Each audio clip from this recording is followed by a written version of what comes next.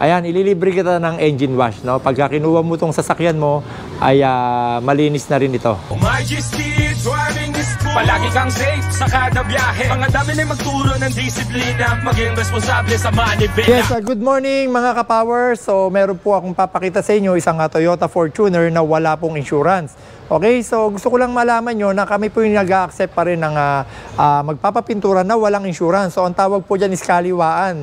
Pagkalabas, bayad. Hindi tulad sa insurance. May mga terms po yan, 1 month, 2 months ang bayad, no? Pero may mga hawak ako na insurance na 1 week lang bayad po yan. Yan po nga yung tulad ng Malayan Insurance, no? Ganito, baka humagtaka kayo, ang tama po niya na yan, nandito lang. So, pakita rin natin sa video. Yes, 10,100. 38, tsaka 25 ang latero, 10,100 ang total. Nandito lang po ang tama niyan. Pero, binubuo po natin yan.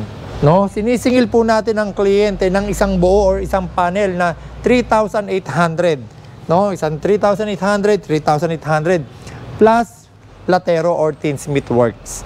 No? So, ito, nga pala, no, tanggal ang hood neto kasi pagka kami kumukuha sa supplier ng pintura, kailangan po kasi may mga sample pa rin kaming dala.